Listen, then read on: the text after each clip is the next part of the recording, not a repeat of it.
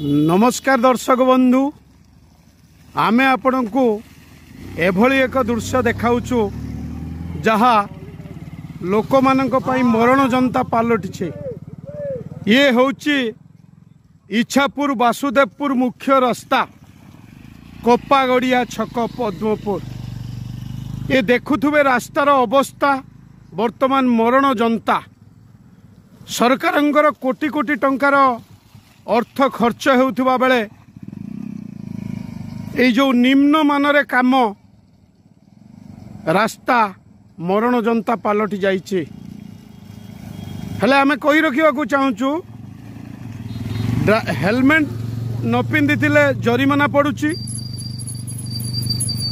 एवं गाड़ी रे कागज पत्र नथिबा बेले जरिमाना लागुची।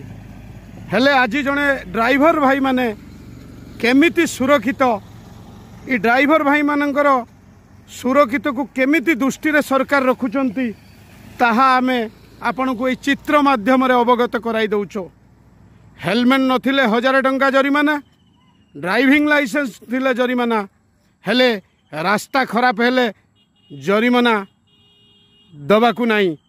आउ रास्ता रे सेंड बुलुथिले मध्य सेथिरे जरिमाना नाही। देखंतु ए सरकारंकर किभली व्यवस्था। यही व्यवस्था रे लोक माने हंतसंत होउचंती। दीर्घ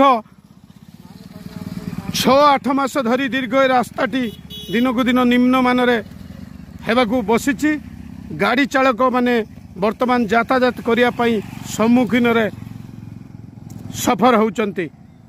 ए न्यूज माध्यम रे अवगत कराइबाकू चाहूछु, यथा शीघ्र यथा संभव ए रास्ता को पुनरुद्धार कले ये ड्राइवर ये मनीष जीवन सुरक्षित रही पारिबो।